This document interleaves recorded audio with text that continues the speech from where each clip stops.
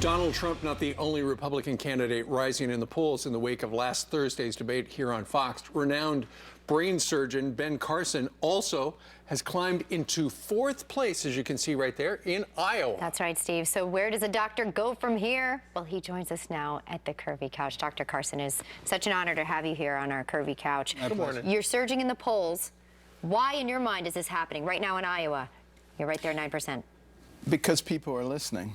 You know, I was in Iowa this weekend. I had just enormous crowds of people, very enthusiastic. And what I'm talking to them about are things that affect their lives and the lives of their children and their grandchildren. And, you know, they're not going to hear just political speak from me. And they know that. And right now, I think a lot of people in our country recognize that we are not going to survive if we continue to stick our heads in the sand and do what we traditionally have done. Right, and I think it's also important, too, when people go up to you and say, wow, how smart, how intelligent, how accomplished, look at his circumstances, but has he run anything like the government? Has he been mayor? Has he been governor? Has he been the CEO anywhere? What's your answer? My answer to that is, if you look at the combined political experience in Congress, it's just under 9,000 years. I'm not sure that that's the solution. And you know what? You get such a big laugh at the end of the debate when you were talking about half a brain and Washington, D.C. It clicked with a lot of people. I want to ask you about this. Our lead story this morning is that shockingly last night, and nobody knows exactly why it happened last night, but Hillary Clinton's campaign turned over her private email server to the Department of Justice. We just had Judge Napolitano on, who said she could be in grave legal trouble. Yeah, well, you know, I've been saying for weeks, whether she's in legal trouble or not, if people are paying attention, they recognize that someone in her position who doesn't realize that they are putting the nation's security at risk by doing what they're doing, how in the world are you going to turn the keys over to them? Are you kidding me? Well, that's a great thought, and really speaking to the American people on that. Let me ask you this. We heard from Donald Trump, and he was in Michigan, and said that his favorite book is the Bible.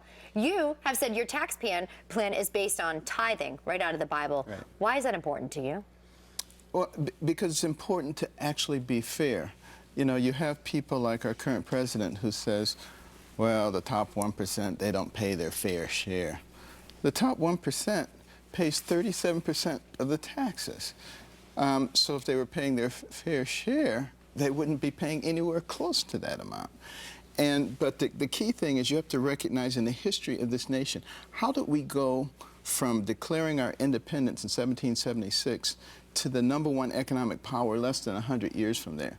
It was because we had a system that encouraged entrepreneurial risk-taking and capital investment. Right, and you feel as though that's gone. In terms of you personally, everyone's talking about race. We had Ferguson, the riots the last 2 days, and you've overcome tremendous circumstances to be successful.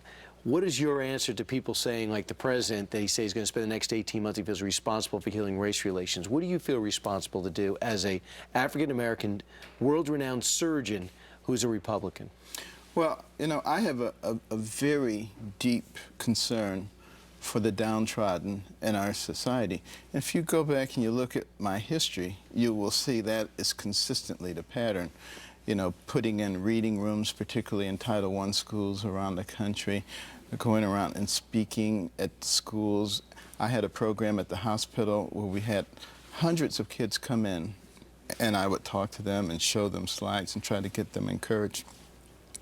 It's just that I don't believe in the progressive model of you poor, poor little thing, you're the victim, and I'm going to take care of you, because that's not getting us anywhere. And I'm trying to wake people up. So how do you get people who are downtrodden, as you say? How do you get those people who maybe through democratic policy have been trapped in this system? How do you get them out? Because by doing it, sometimes you look mean if you go and say, I'm going to cut this program and cut that program.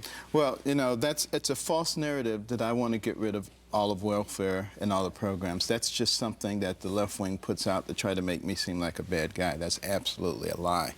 But what I do want to do is get business, industry, academia, Wall Street, churches, community groups involved in investing in people around him, because that's the only thing that brings people out. Sure. Government programs. Investing in those communities. You know, since the 60s, we spent over $19 trillion on the war on poverty. What do we have? 10 times more people on food stamps, more welfare, more incarceration and crime, broken families, out of wedlock birth. Everything that was supposed to be better is not only worse, it's much worse. Well, your message is resonating. I know a lot of people are suddenly giving money to your campaign.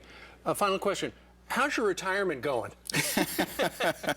Well, I'm still looking forward to that one of these days, but it won't be anytime soon. How much money have you brought in since the debate? In the last 3 business days, we've had over 17,000 contributions and more than $2 million in the last 2 days. Congratulations, Dr. Carson. Dr. It was great to Carson, see you. Great to have you here.